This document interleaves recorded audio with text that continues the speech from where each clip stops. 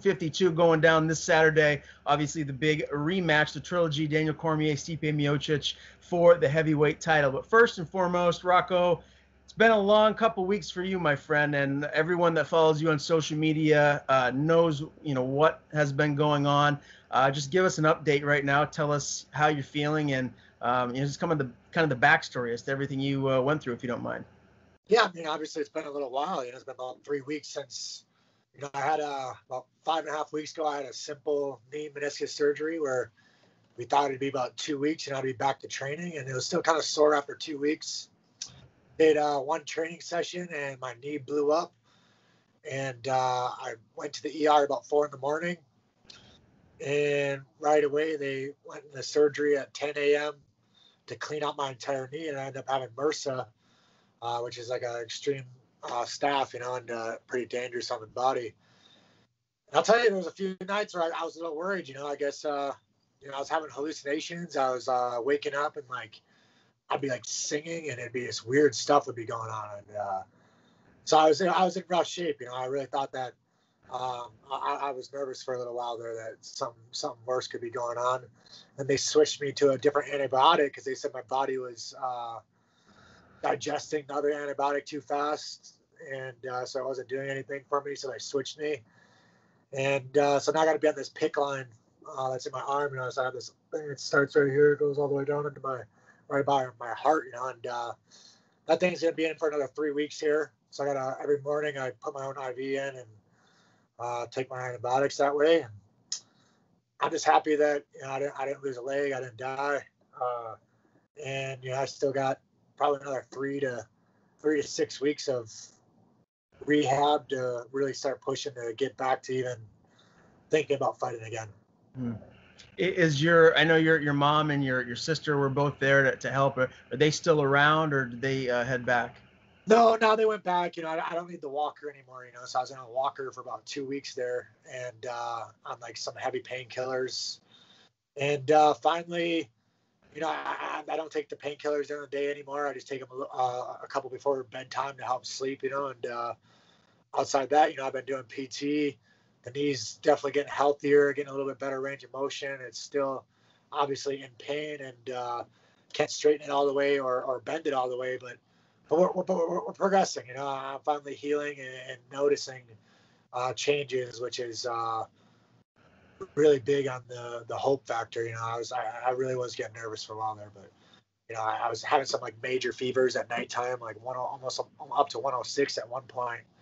So I was that's pretty extreme once you hit 105. So I got a little worried there, but we battled through it. And I just think all this whole experience is gonna just really brought a light to my world and how much I really want to be in the sport, and that this is what I want to do.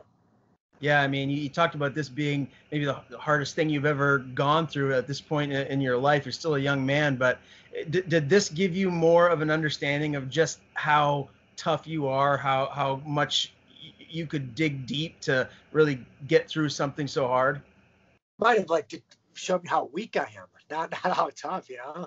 I felt like I was more how weak I was. I was shocked at how, you just hear of an infection in the knee, and you think, I don't know, I didn't think it'd be anything like this. You know what I mean? This thing shut me down, man. It really did. It really took it to me. And walking around outside, every morning I go for my morning walk like an old person.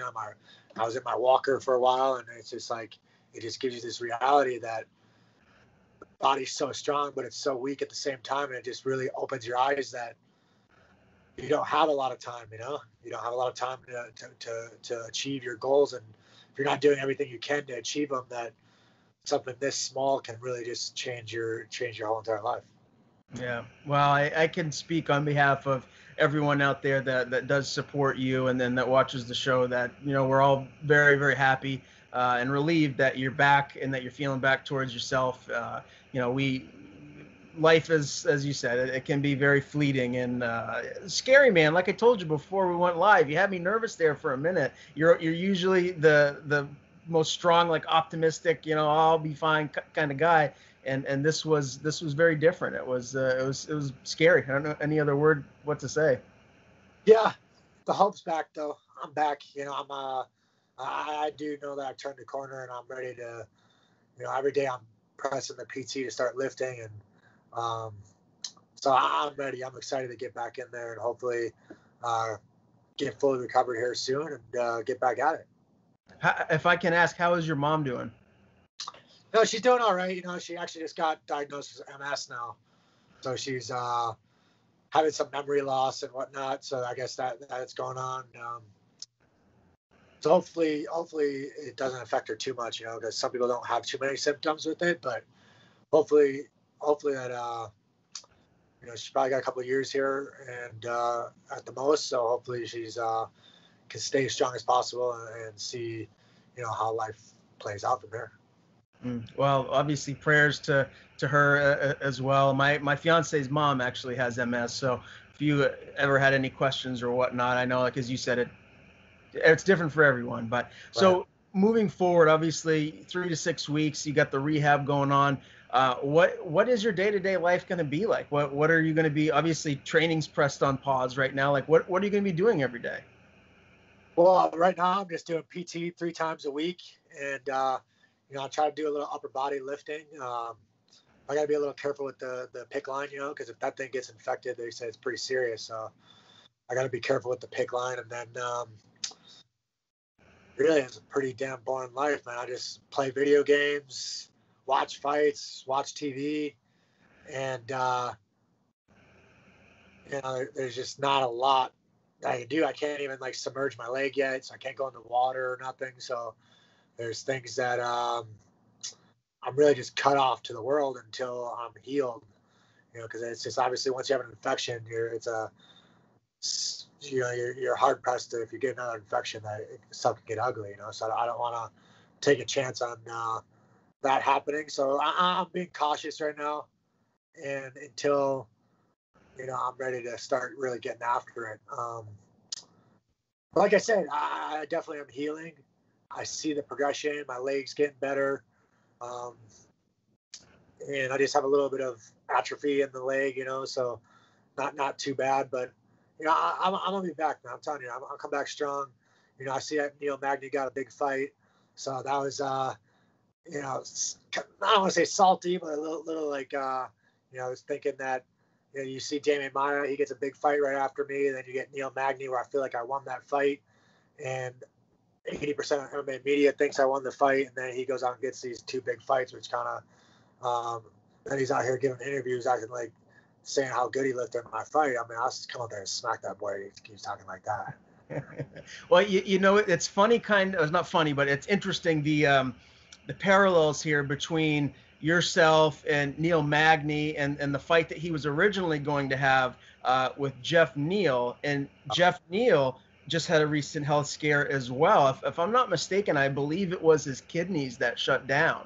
And I don't know if that was from significant weight cuts time after time or what it was, but he said that he feels lucky to be alive as well. So really bizarre, a couple of, elite welterweights like yourself and Mr. Neal both going through these difficult times, and Neil Magny getting this fight. But Robbie Lawler stepping in now. Robbie pretty well. Tell me, what do you think's going to happen with that fight? I mean, it just depends on if Lawler. I mean, if Magny's chin can hold up, you know what I mean. I just think that, and we'll see how much Robbie wrestles. I can see Robbie trying to wrestle this fight with Kami down there in Florida. He's got a pretty good wrestling coach, and I know he knows how to wrestle. And I just think that looking back at the fight with Magny, that if you wrestle on his legs, that you could probably get him down. So it'll be interesting to see if he wants to wrestle at all, because Magny has such a high pace, and I think that with Robbie getting older, and then he kind of fights at a slower burst pace, kind of like he bursts and he bursts. Magny just keeps coming the whole entire fight. So it'll be interesting to see how good a shape Robbie's in and if Magny can wear him down. But it'll be interesting first round. I think that I think Magny, if he could put a pace on him, that he could put him away. I do hope that he wins. Obviously, I think it looks good if he wins, and it just gives me more reasoning to tell the UFC, like, hey, listen, this is we belong here, and that's just evident on look at my fights and look at the opponents I fought and look what they did after my fights, even, and then it's easy. It's an easy assessment. As far as the UFC contract goes, is that something that you're just playing the waiting game, obviously, because of your current situation? They're going to wait regardless before they make a decision? I think so. I think that they're just waiting to. I don't know if they have pressure not to sign anyone unless they're like ready to book. You know what I mean? And so I'm just gonna wait till I'm healthy, and then once I'm healthy, I'll start pressuring them, and we'll see what happens. You know, if they don't want to go there, then I'll find another home and be happy with it, and just push to be the best I can be. Yeah. Well, again, on behalf of everyone out there, I think I can speak freely and say, very happy to see you back here. It's good to see your handsome face, man. It's been way too long, brother. Now, before we dive into UFC 252, we got to talk about your boy, Cody Durden. He's getting his UFC, debut is behind him now. He looked great. Against a really tough guy. What did you make of that fight? How did you score? Do you think they got it right? I thought they got it right. I tweeted right up during the middle of the fight asking if that first round was a 10-8. I thought that it could have been a 10. There wasn't any damage, but when you're on someone's back threatening to choke the whole round, that but I'll tell you this: Cody was partying for a whole week after his fight. Okay, so Cody fought 2 weeks before this fight and took off the week before that and was partying, and he wasn't training. Okay, so for him to go in there and then you got fight week, you don't really train that hard fight week. So for him to go in there on a week's notice after having a whole week of partying, and to absolutely dominate a guy like that in the first round is a big feat. I think that he's going to be a force to reckon, and he's definitely talking about going on to 125 as well. And that's a division where you could easily win 3 fights and be right in the mix of making a real run. So it'd be interesting to see him on a full camp because I've never seen the kid gas in the gym. The guy's got. I always talk about how good of a gas tank he actually has.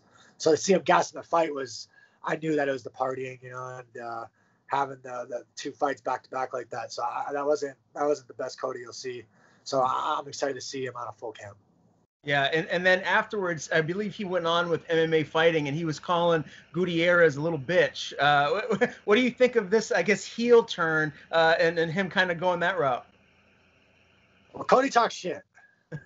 Cody runs from the mouth. He's he's Cody from the trailer park. You know what I mean? Like he talks his shit, and but he'll get in there and back it up. You know what I mean? You ain't gonna run from him. But I guess Chris was talking shit to Lynch, I was talking crap to him, saying that he would kill him and all this other stuff. Like, man, you had a full camp. He comes in on a week's notice after a whole week of partying, and you can't put him way out. I don't think you got any room to say anything. I think it's time for you to sit in the corner and stop talking. And he's looked good in past fights. And so again, that just goes to show you really how tough Cody is, man. It's like I've seen, Chris has went in there and chopped down his opponent before that and made the guy quit from leg kicks. Cody went there, took a lot of leg kicks in that second, third round, dominated the first round. I mean, I don't know how anyone could say anything about the performance. And again, I'm excited to see him go down to 125 and see what he can really do. Yeah, well, again, Cody looked great.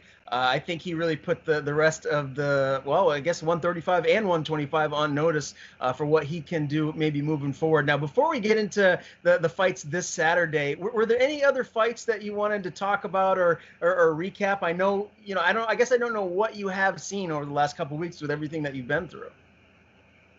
Yeah, I mean, who was the main event last week? The main event last week. You had to put me on the spot. There's been so many fights lately that it's been tough. To watch the Contender Series, Bellator. Yeah. UFC. It's kind of so hard to keep track, and was on painkillers for a while there too, so I was kind of like, a little bit out of it. But I've been watching all the fights. They've been exciting. It's about. At nighttime, that's about that time where I start popping my painkillers, so I'm a little bit out of it, but. It's been some good.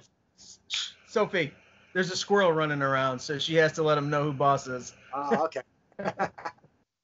Yeah, well, I was at Bellator just this past week, and then that Saturday when I got back, it was a UFC fight. Oh God, I can't believe I'm blanking on it.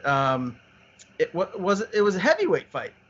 Yeah. What's your thoughts on Chandler? What do you think he's doing? Where's he going? Come on. He's going to the UFC. You think so? Oh, for sure, for sure. He's made it crystal clear. I mean, if you look through a lot of his Instagram and Twitter posts, it's crystal clear. I actually got the first question with him in the post-fight press conference, and I said, there's a lot of speculation as to what you're going to do moving forward. Where is your heart at right now? And the first thing he said was like, "Don't talk about my heart, bro." He's like, "My heart is so filled with love for my wife and my kid, and I can't wait to get home." Yeah, and so I was like, okay, fair enough. But if you look at all the things that he was saying after that, it all leads me to believe that he wants to test himself in the UFC. I mean, yeah, there's interesting matchups for him at 155 in Bellator. I mean, he could get a couple of rematches, but man, there are so many great fights for him at 155 in the UFC. Yeah, I mean, I think he chases the money. I do truly believe that whoever offers him the most money is where he's going to go. And he's been a staple of Bellator from the beginning. He was kind of the face of Bellator for a long time now. And I don't know if they're willing to walk away from that, but who knows? What if ONE FC comes in with a big offer, offers that Eddie Alvarez rematch, or you just saw that Paige Van Zandt just signed probably $1 million deal with bare knuckle boxing, which I have no idea if that makes any sense whatsoever. I did not see that coming. I did not see that coming either, because I gotta imagine that Bellator had to offer more $500K, you'd think, you know what I mean? And so they had to come in with a huge offer. And so I don't know what's happening. I do think that he's just leveraging his star power right now, and he does hold the cards, I believe. And that was a stellar knockout. So I mean, to put Benson Henderson away like that is huge. Just because that Benson's a survivor, man. He's been hurt, but he always finds a way to survive. So to put him away like that is very impressive.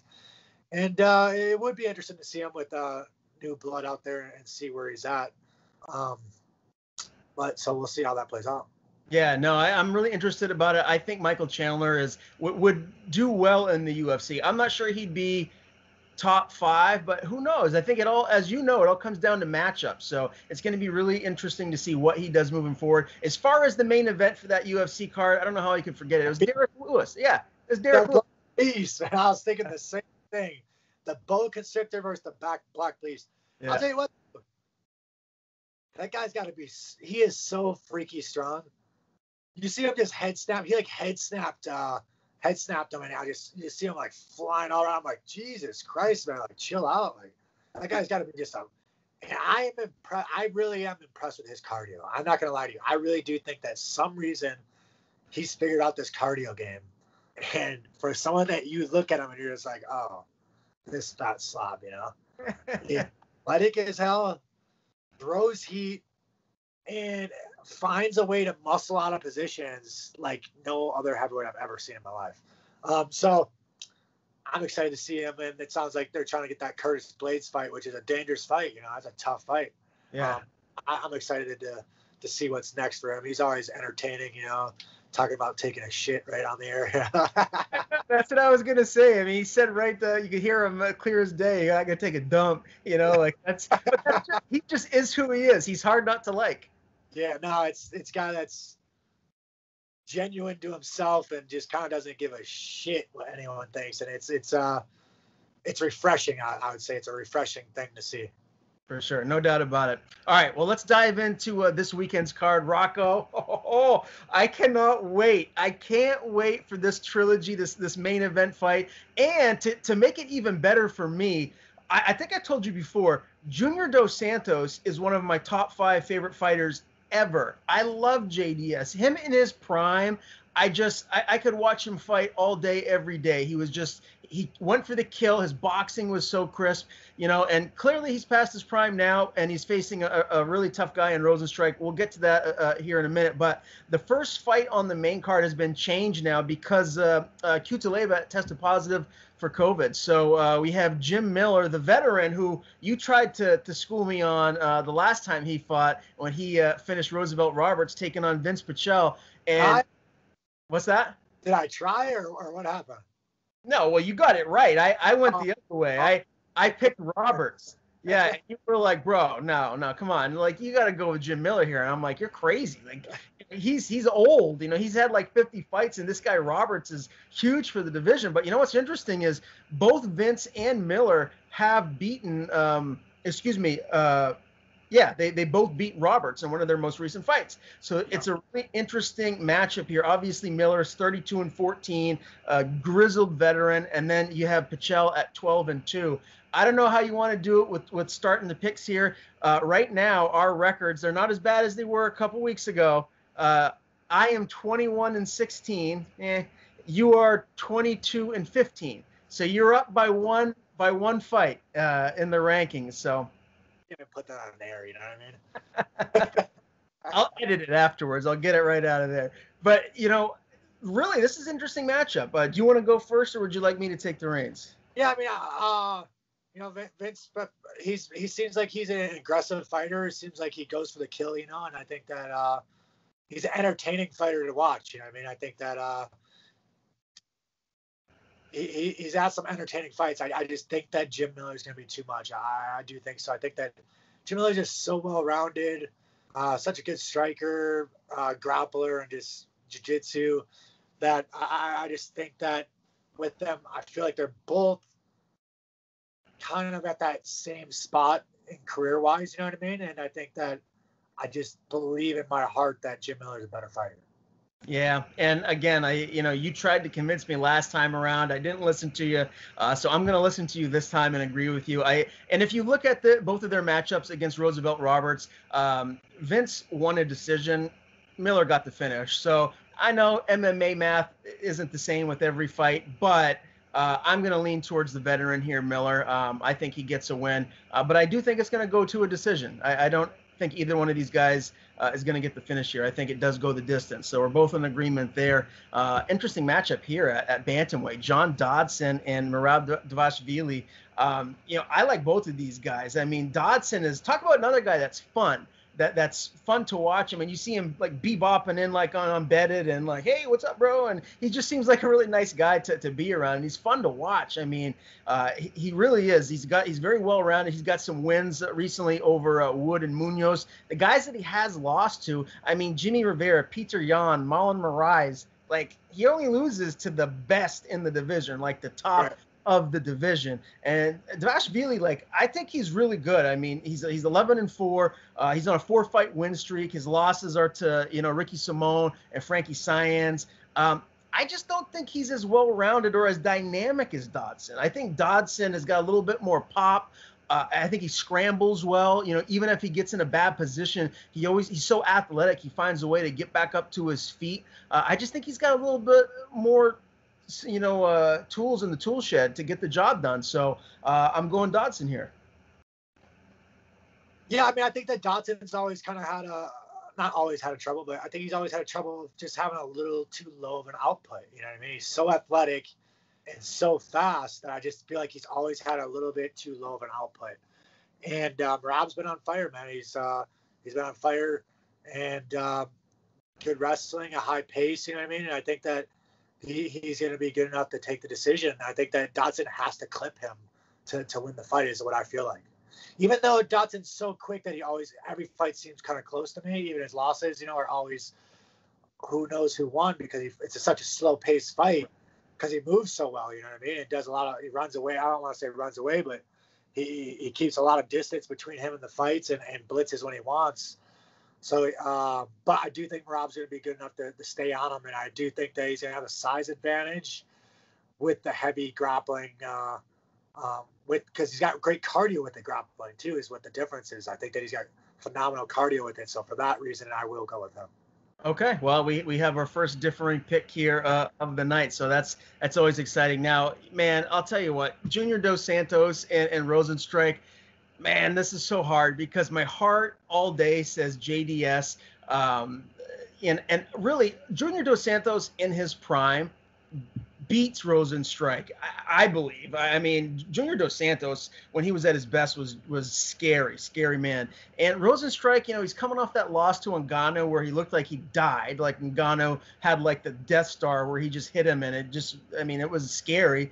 And he's got some nice wins. He's got some wins over Overeem and Arlovsky, although they are a little long in the tooth. They're kind of past their prime. And you look at some of the other guys he beat, like Junior Albini, like that's a nice win, but I'm not that impressed with the win over Alan Crowder. You know what I mean? So, like, his wins are over older guys who are past their prime and guys that, like, really aren't in the top of the division. So how good really is Rosenstrike? When we saw him against Ngannou, I mean, he got blitzed and put out. Look at he split. And I think Dos Santos has the power, clearly, to put anybody out, right? But the question is, where is he at this point in his career? Does he have enough left in the tank to beat these elite guys? And Rosenstrike's 10-1. He's right there. So, man, this is tough for me because, like, I'm on the fence and I have to go with my guy. I got to go with Dos Santos, right? I wouldn't feel right about it tomorrow or Sunday morning if I woke up Dos Santos won and I picked Rosenstrike. I feel like a jackass because, I got my Dos Santos poster over here. I got my jersey over here. I'm going JDS. I don't know how he gets it done. I don't care, just as long as he wins. Yeah, no, I like you said, Rosenstruder, he's when he fought over him, right? He was down 3-1, and what was it, like 10 seconds left in the fight, where he clipped someone at the end of the fight with that one big punch, or he was up to lose the fight. You know what I mean? I thought that, and then obviously gets destroyed by Ngannou, which has, the way that Ngannou came out, though, I mean, I would have killed anyone that day. So like you said, I'm not a full believer yet, and JDS is definitely getting older, and slowing down and not pulling the trigger as much as I'd like to see him, like he used to. You know what I mean? And he's an athletic freak because I used to train down there, American Top Team, and seeing him all the time. He's such a nice guy, but I also have a little personal connection to how nice of a guy he is, and our head coach down here in Atlanta, Jakau, is out there right now helping him. So get ready for the fight. So I definitely am leaning towards JDS, and I know their teammates as well. So because he's out there, they're both there, American Top Team, and but I like Junior a lot, man, and I think he's a great person and a great athlete, and works hard. And I do think that he could be too much if he lets his hands go. Yeah, I hope he wins. I'm glad you said that too, that he is a nice guy, because from the outside looking in, I've never met him in person. That's another one of the reasons why I like him so much. He's a grown man kid. Yeah. He's a 40-year-old that's like acts like he's 15. Swear to God. That's awesome. Well, I'm always excited to see him step inside the cage. And at this point in his career, I try and cherish every time he does fight, because there's not a whole lot of times left, you would think. That's the kind of same way that I felt about GSP when he was getting towards the end. So I'm really excited for Saturday night. And that's not even the co-main event, Rocco. The co-main event, you got the Sugar Show, Sean O'Malley and Marlon Vera. I mean, the UFC, I mean, they want O'Malley to win, right? Like they're trying to build him into a star. I don't necessarily, I mean, I look at Conor and I see that's a star, right? Yeah. O'Malley, at the end of the day, I think really what matters is what you do inside the cage. But I'm not on board with like the crazy hair, man. Pink here, yellow here, blue down the middle. Like, I don't know. Like, it's the shock and awe factor to kind of be like, whoa, look at this guy. He's different. Maybe that's it. But I do think his skill set inside the cage is very good. I mean, his striking is elite. I mean, I even think his takedown defense is better than people think it is. And the only way Vera wins this fight is to get it to the ground. And I just think that O'Malley is going to be able to utilize that length, maybe pepper him with his jab and land some big kicks. I mean, you saw what he did to Eddie Wineland, man. This guy has Conor-like power. And I don't think the UFC would set him up at this point right now with someone that they feel would beat him, because they want him to string a couple more wins together. So, yeah, Sugar Sean. I mean, you gotta relax on that Conor power. I mean, I think that you like. I mean, these few weeks off, I don't know if you've been drinking too much or what's going on, but you saying that Sugar Sean has that counter power, I'm a little bit concerned about you. I'm about to, go get the wife, make sure you're okay. All right. Go check the temperature or something. I don't know what's going on. Sugar Sean, very crisp striker, but he ain't got no counter power, man. That counter with that, counter's left hand's ridiculous, man. Ridiculous. Yeah. Like with crazy power, speed, and precision. And O'Malley uses his range very, very well. And like you said, I do think the UFC wants him to win, but which is shocking, though, is that, I heard that he re-signed a contract not too long ago, and the negotiations didn't go nearly as well as he thought it would. And just seeing your dog run around back there. But the negotiations, like, he didn't get paid what he thought he was worth, because the guy has, like 500,000 followers or something, like some crazy. Because the one thing he appeals to is, the facts are, is the stoners and the gamers, man. Like, and they love him. He's got a huge Twitch following. He's got his own marijuana brand. He's talking about opening up his own clothing line and people just, it's almost like a guy that you would think. I'm not sure. Was he actually an athlete in high school? I'm not sure if he was. Maybe he was. I seen, like, he even went in that grappling match and submitted a really good jiu-jitsu guy where I thought that he would get run over. So he's got really good jiu-jitsu, obviously phenomenal striking. And I do think that he's really highly, highly confident, like Conor. And I think that that's a huge part in the sport is your confidence and momentum. He's got the momentum going in. Cheeto had that. Stokey. Jeez, sorry, man. Cheeto had that tough outing last fight, but I do think that Cheeto's a very well-rounded fighter, man. I think that I really like him. I think he's got a high skill set everywhere. And like you said, on the ground, he's nasty. But even on his feet, man, I think he's well-versed and a good pace. And I'm excited. I think it's got a real – this is O'Malley's first real test. I'll tell you that right now. I didn't think that Wineland was a real test. I thought Wineland was on his way out. And Cheeto is like a real fighter, man. I'm excited. Like, this is O'Malley's real fight. And I'm telling you, if he comes out here – knocking out him, he's getting himself a new contract, and I'm telling you, like, he's going to be headlining the next show. So what's the pick? I'm going to go with O'Malley. I do think that he's confidence is too high, and I do think he's just a little bit so big, man. I see him in person, and I'm just like, geez, you're 5'11", like, chill out, bro. You know what I mean? Like, go, like, start eating some food, go to like 145 or 155, like. But he's so good, man. And if he can make it. And he used that range, and for that, I do have him. I do think this is going to be a gut check for him. I think this ain't going to be a run-over fight. So I'm interested to see how it goes, and just interested to see Cheeto's game plan. He has to put the pressure on him, man. I think that if you let O'Malley dictate the pace, you're going to be in a lot of trouble. Yeah, no, I agree. And just to clarify, too, like, I wasn't comparing O'Malley's power to Conor's. I was comparing kind of like that aura and the way that the UFC seems to be kind of like pushing O'Malley in. It's kind of like that. Oh, but you said specifically, you're like, he's got like the similar power as, or are you saying like star power? Star power. That's what I don't agree with that either, but. Yeah. Well, because I think Conor had the look. He has a look that he's a good-looking dude that and talked shit in a perfect way. Honestly, you look at it, it's so sad to see because it was the greatest rise to ever come through the sport. Was watching him rise to the sport was just honestly some of the most remarkable things that you'll ever see. Like you'll never see a rise like that, I think, ever again.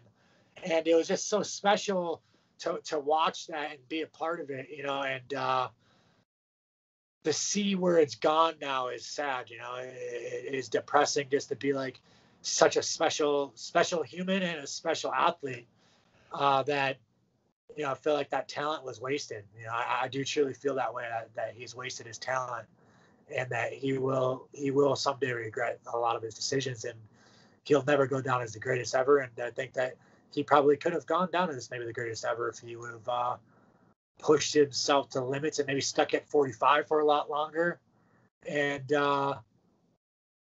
played his cards a little bit better. I do think he played the money card too much, and that's going to hurt his legacy. I definitely do agree with you about if he would have stayed at 45, like, and just kept winning and defending the belt. But I think at the end of the day, you're like with, MMA, that's what it is. It's mixed martial arts. Like, you got to be good at it everywhere. And Conor's clear weakness is fighting off his back. If he goes against someone that is an elite wrestler that has the BJJ skills, you've seen it. Like, he's lost. He ends up gassing out or getting submitted. And I just feel like Conor was, anytime, like when he was in his prime, it was a spectacle. Every time he fought, like, it was must-see TV. Like, Mike Tyson's getting ready to fight tonight, right? You know, you can't miss it. You get together with all your boys, you order some pizza, you get some wings, whatever it is, and you get ready to watch this spectacle, because that's what Conor McGregor was. But, you know, I don't know. I agree with everything that you said, but I don't think he would have gone down as the best ever, just because I don't think he was as well-rounded as someone like a Khabib or a GSP. But, you know, we'll see. We'll see. There's still another chapter or two left, so who knows what he'll do. Yeah, but I mean, Anderson Silva was the same way. You know, Anderson Silva was. I mean, I think that actually Conor was better than Anderson.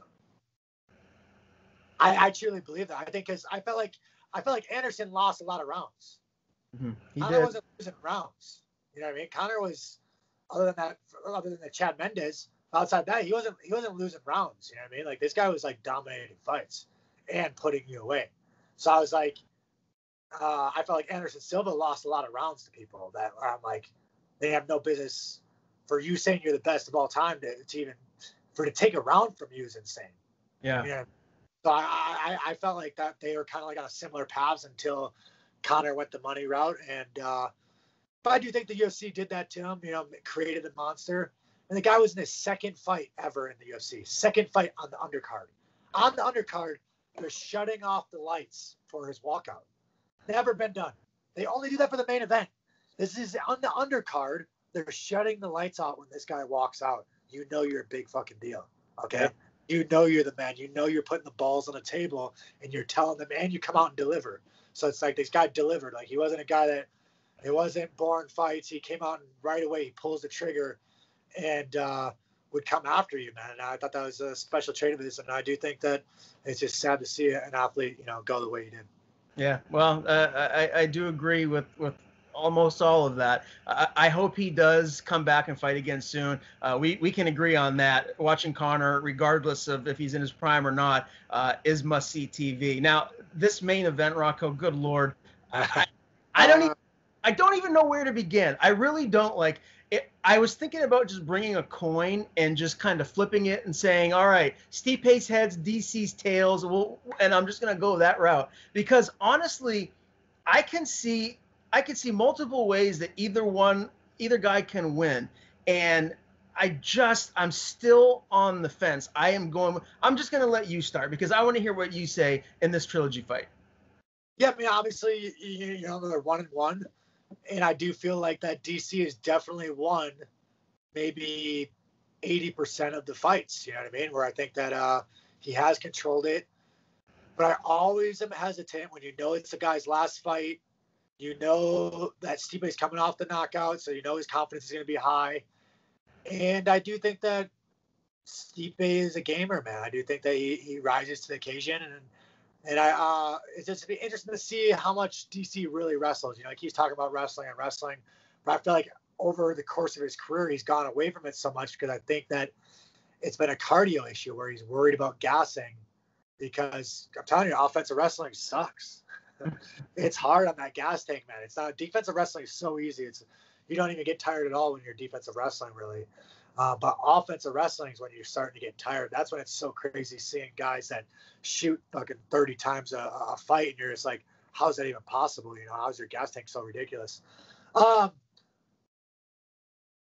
want DC, like, it'd be a storybook ending. It'd be a storybook ending, like going out on a win, the champion for the rest of your life. You can tell your kids, like, hey, I retired a champion, just like GSP did.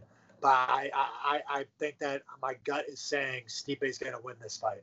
And for that, I'm going to stick with him. Mm-hmm.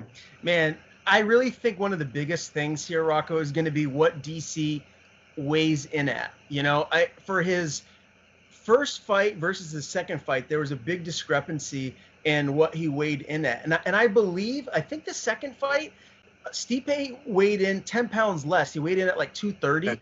And Cormier went and cut weight. He went from like 6 or 7 and then weighed in at like 238 or 9 just to make it look closer, which I don't really understand like why he'd do that, because the heavyweight limit is 265. You're going to make weight. Like, why would you put your body through that and then put it back on? But I feel like Cormier, I mean, we've said it before, look at his height and look at his stature. Like, if he wanted to change his diet and he wanted to like really work on making his body like an Adonis or whatever, he would be the best not welterweight, middleweight that we've ever seen. Who would beat him at middleweight, right? Like, if he could get down there and make middleweight, like, good Lord, good luck trying to compete with that guy.